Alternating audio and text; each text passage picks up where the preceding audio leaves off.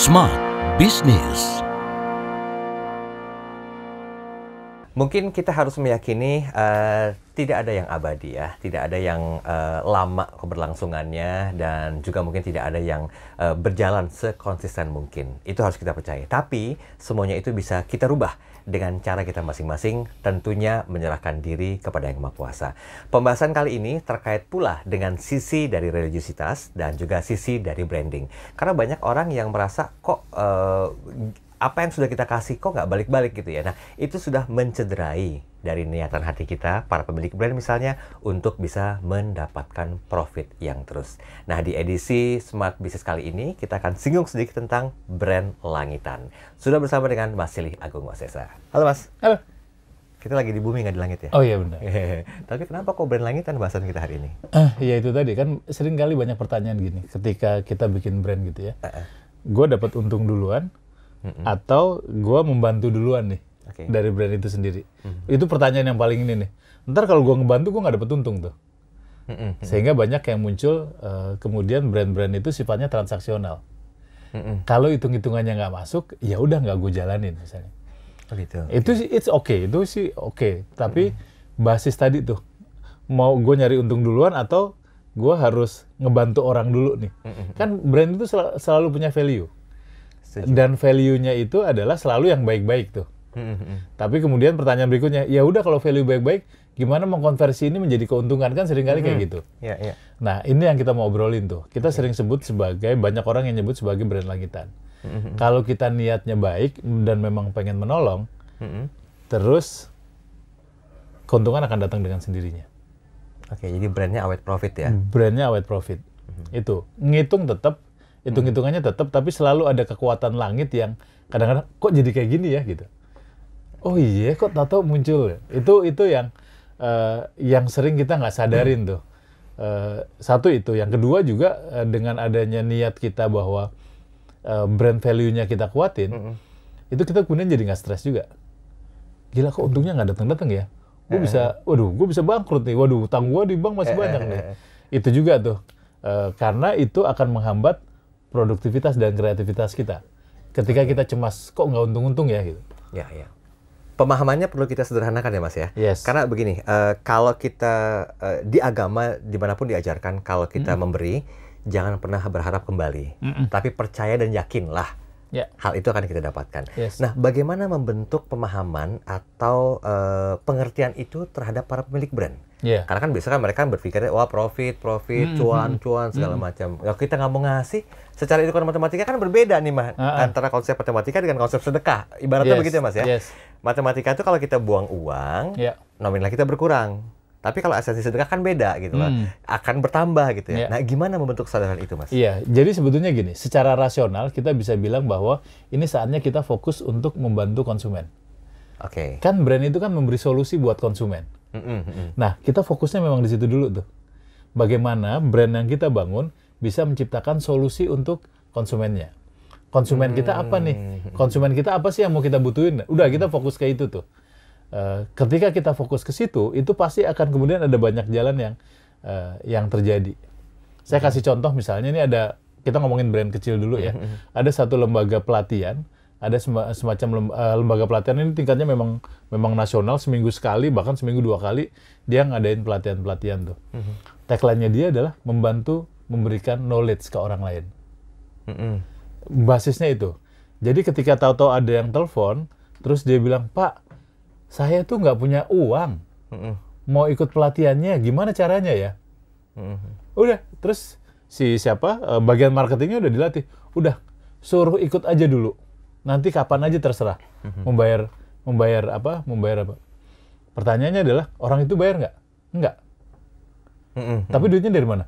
Ya kata dia, saben gua nolong ada orang yang ikut, itu peserta lainnya banyak aja deh.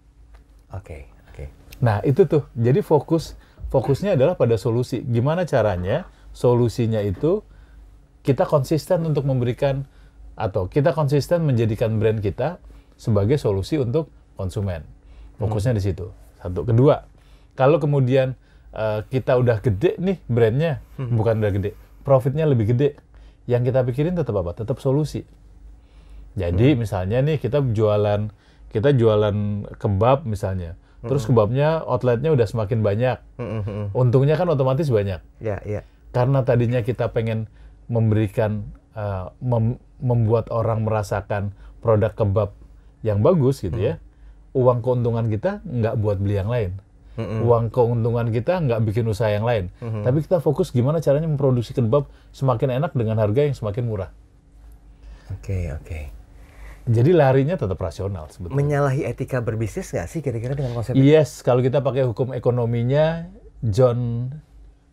teori ekonomi awal tuh gue lupa tuh, yang memberi sedikit untuk mendapatkan hasil Iya, yang banyak. banyak. Kalau pakai itu ya, itu menyalahi bisnis gitu.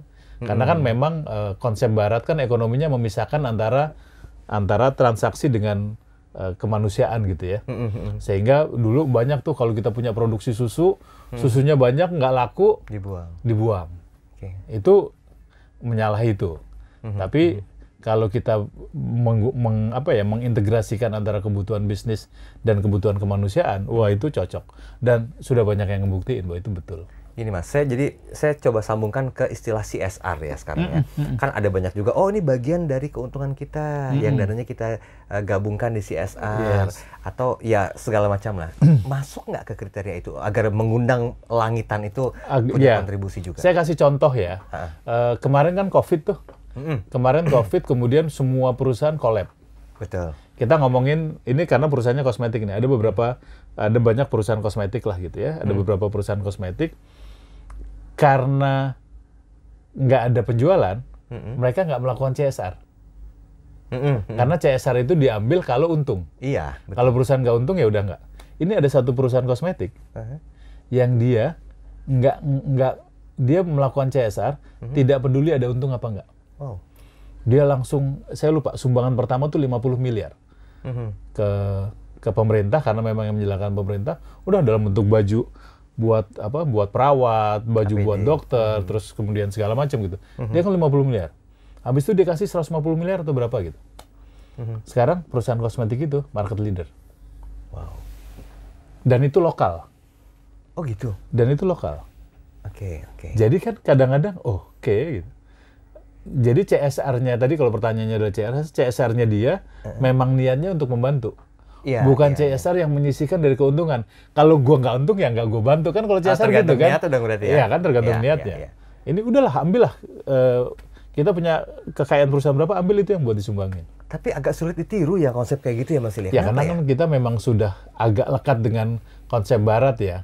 Konsep John Locke kalau nggak salah, konsep ekonomi modern yang memberi sedikit mungkin untuk mendapatkan sebanyak mungkin. Gitu. Iya. Padahal kan hidup bukan hanya memberi untuk mendapatkan sebanyak-banyaknya. Iya. Sekarang kan bukan zamannya take and give ya, Yes, tapi give and take. Oke. Itu. Nah, Mas, kita pernah bahas masalah brand lokal. Pernah bahas juga masalah viralitas, ya. Nah, dari dua bahasan yang dulu pernah kita lakukan ini, bisa nggak sih dipadu-padankan, Mas, untuk bisa mendapatkan brand langitan? Karena ya awet profitnya juga dengan memahami cara membuat itu viral, dengan cara memahami hal-hal yang lainnya. Nah, gimana caranya, Mas? Sangat membantu banget sih. Artinya kan gini, seserasional apapun gitu ya, ada faktor sekitar 1%, ada faktor 1-3% yang kita sebut sebagai miracle, sebagai keajaiban gitu ya. Kalau orang Jawa nganggapnya itu sebagai keberuntungan. Nah ini kan faktor-faktor ini itu dikelolanya justru munculnya dari yang kita lakukan itu. Misalnya viral gitu ya. Udahlah pokoknya niat kita cuman ngebantu, cuman niat kita ngasih gitu. Tapi kemudian jadi viral dan orang, wah gue beli itu aja deh gitu. Contoh, ini ada satu warung soto gitu ya, warung soto Kudus gitu, warung soto Kudus, dia itu punya semacam keinginan, karena dulu ini dia punya semacam satu keinginan untuk menolong ibu-ibu yang hamil.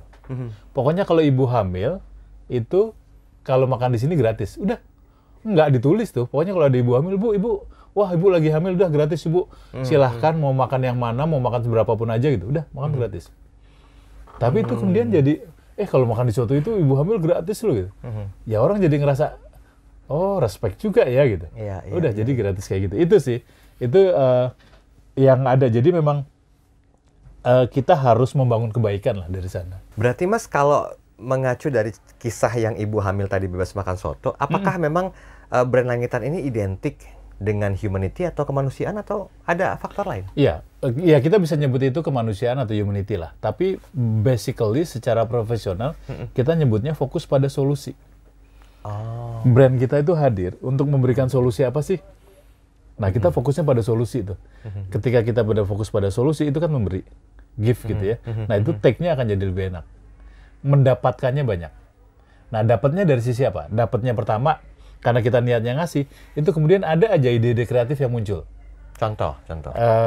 Banyak ide-ide kreatif yang muncul. Misalnya gini, kita solusi ini salah satu bumbu masak ya. Waktu itu bumbu masak. Bumbu masak itu kan dia pengen memberikan ibu-ibu agar kemudahan untuk masak gitu misalnya kayak gitu. Ketika dia untuk mengembangkan bumbu masak gitu ya, itu tahu-tahu muncul tren di mana ibu-ibu bangga kalau make bumbu masak gitu. Jadi orang pada ngobrolin lah, lu pakai, iya kalau pakai itu tuh numisnya tuh jadi cepet misalnya kayak gitu. Itu salah satu contoh. Jadi ada aja ide-ide dan kemudian situasi-situasi yang menolong. Oh, kok gue dapet ini ya? Oh, kok gue dapet ini ya? Gitu. Itu. Jadi ide. Yang kedua ya otomatis kan. Pembeli menjadi lebih banyak, produknya jadi cocok dan lain sebagainya. Nah, gini, kadang kan orang itu kan punya masanya ya, Mas ya.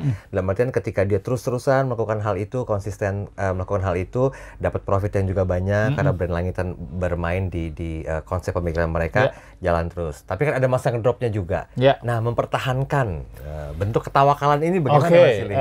Sekarang saya cerita ini brand saus mie ayam, tahu kan? Sausnya yang dari bawang putih, dari ubi segala macam gitu. Ini satu saat dia nggak drop, tapi waktu itu krisis gitu ya. Waktu itu krisis sehingga dia nggak bisa, orang nggak mampu beli lah gitu. Orang nggak mau membeli karena orang mau muncul. Yang dia lakukan adalah ya udah yuk kita bareng-bareng yuk. Pokoknya ini ya produksinya segini, silahkan nanti mau dijualnya kayak apa. Oh gitu. Iya. Ya udah akhirnya tukang mie ayam yang langganannya karena jumlahnya banyak gitu, aku ambil dulu ya. Nanti kalau laku baru tak bayar. Ya udah, tukang mie ayamnya ambil berapa gitu. Kalau yang biasanya bayar depan, kemudian dia bayar belakang.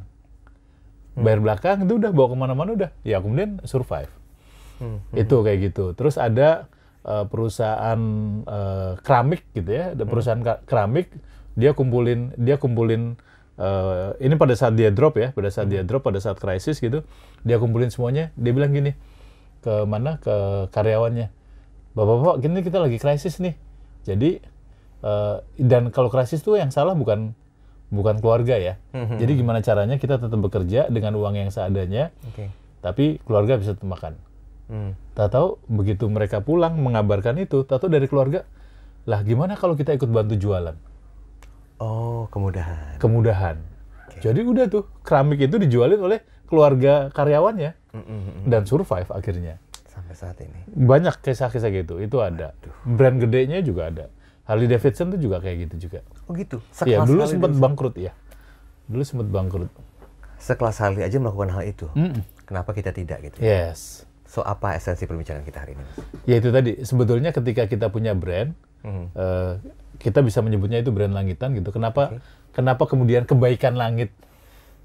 Kalau kita muslim pasti kebaikan Allah sampai gitu karena tadi kita fokus pada memberikan solusi pada target market kita. Kalau kita ngasih solusi udah pasti tuh ide-ide bagus pasti akan muncul. Yang penting niatnya dijaga. Baiklah. Jangan lupa berbagi. Berbagi tidak hanya berhubungan dengan apa yang kita miliki berupa finansial, uang, atau barang-barang serta materi yang lainnya, tapi berbagi menunjukkan kepedulian itu juga merupakan salah satu sarana berbagi. Jangan lupa bahwa berbagi itu membuahkan hasil kalau kita lakukan dengan ikhlas. Semoga Anda para pemilik brand bisa mencermati bahasan kali ini berhubungan dengan brand Langitan, dan kita ketemu lagi di program Smart Business berikutnya. Sampai jumpa.